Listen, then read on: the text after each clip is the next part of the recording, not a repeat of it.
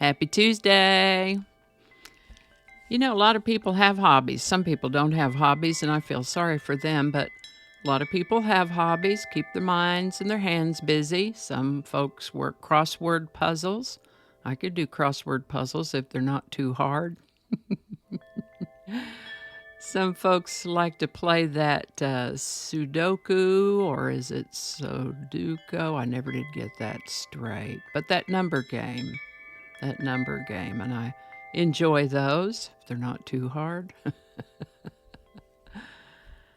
Some folks play bridge or mahjong, or there may be any number of other hobbies. Puzzles. I like puzzles. Yeah. What I really do, though, is look stuff up, write it down, and come here and make videos to tell you about what I found out. So let's get after it and see what we have today.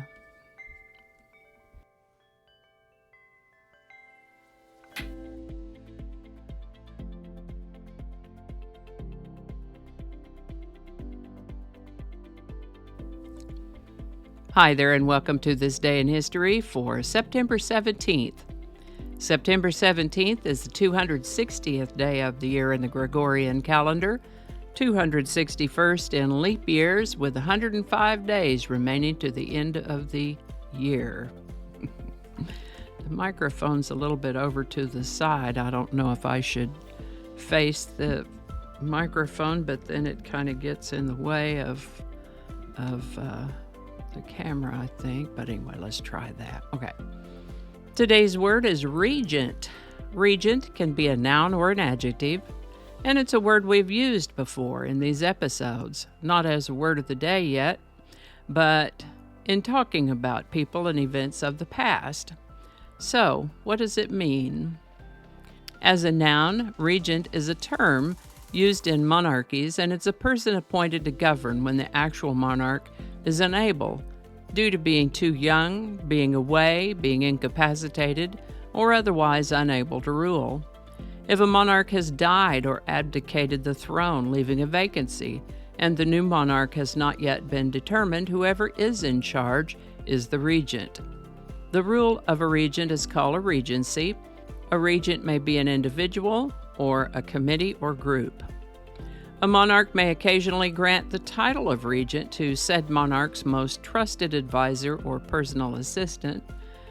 If someone is next in line of succession, they might be called, say for example, Prince Regent. Or if the regent of a minor is that minor's mother and she is the wife or widow of the king, her title would be Queen Regent. The term regent has also been used to describe one who exercises vicarious authority.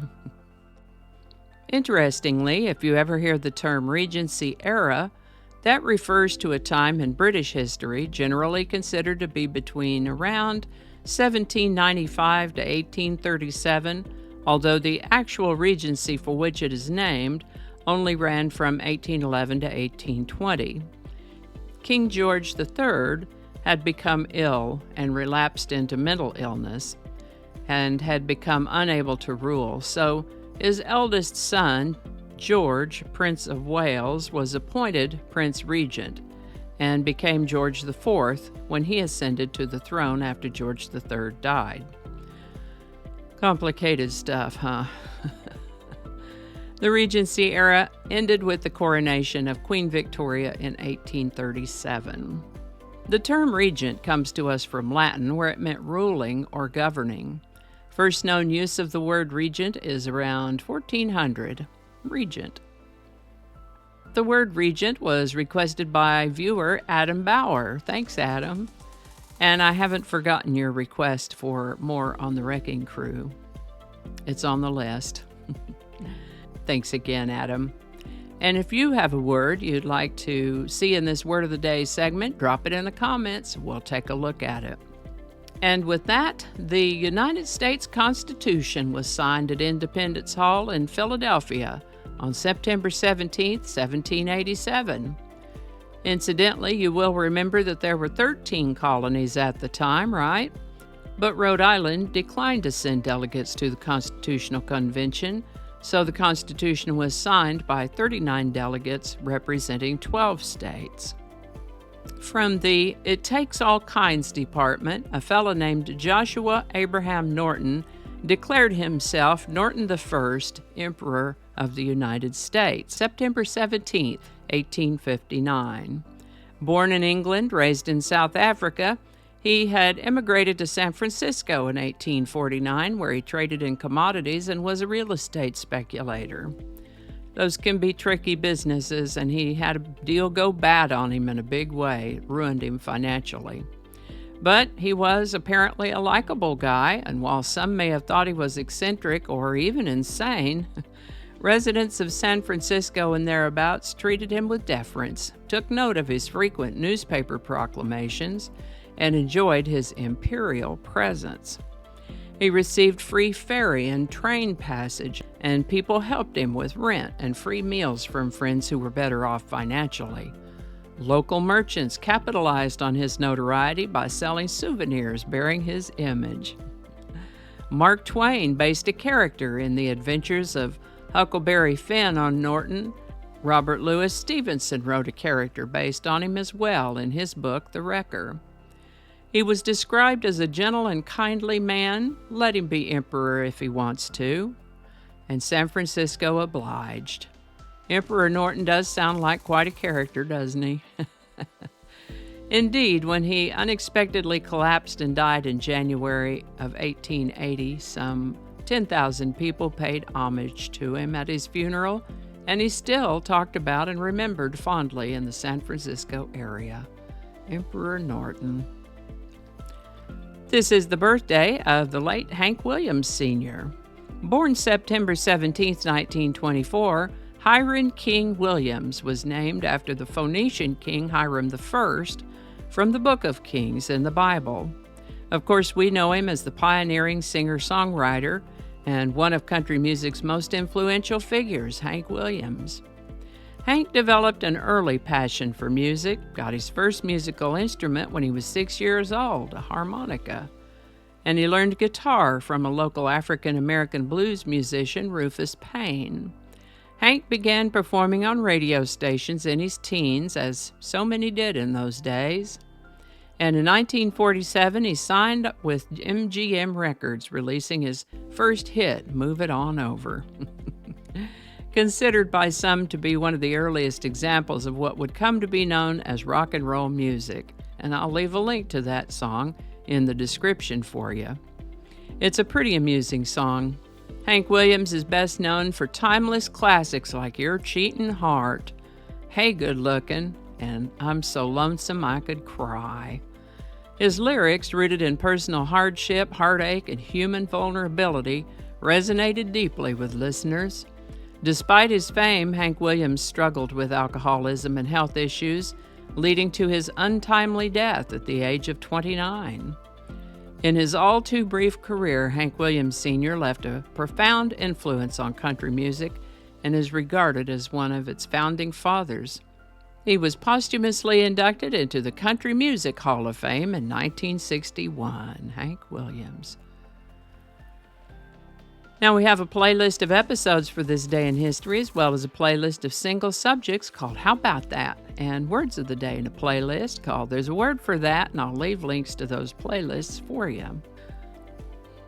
Today's song is The Log Train by Hank Williams, and I know at least one of my viewers is a pretty fervent Hank Williams fan, so I will just mention here that if you're wondering why I didn't talk about the song Lovesick Blues today, I did fairly recently, and I'll leave a time-stamped link in the description to that. The Log Train was written and performed by Hank Williams in 1952 as a tribute in honor of his father, who had worked as a train engineer in logging country, hence the title, The Log Train. This one sounds a bit more like a folk song than a country song, but it tells a story.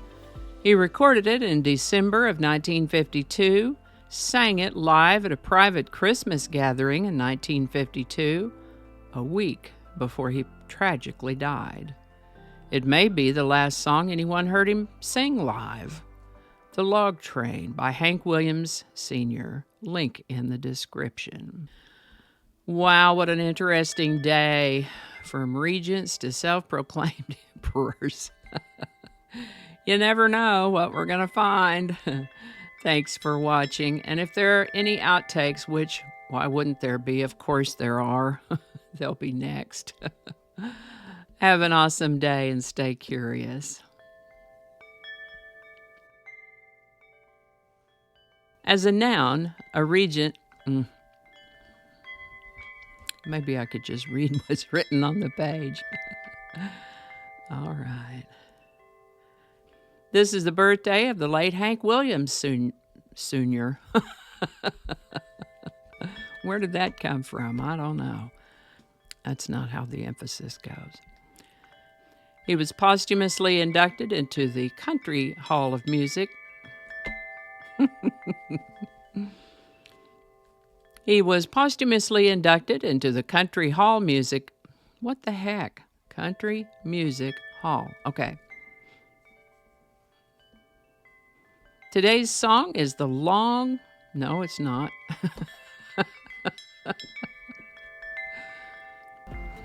And I think that's going to do it for us today. Thank you so much for watching. Consider subscribing if you haven't already.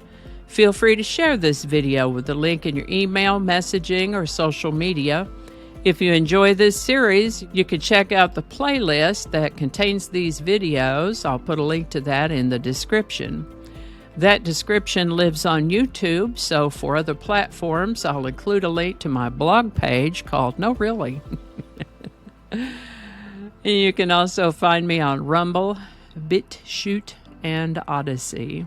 All those links in that description. Alrighty, that's all I can think of right now. Thanks again, and I'll see you next time. Alrighty, back to work. I think we got it this time.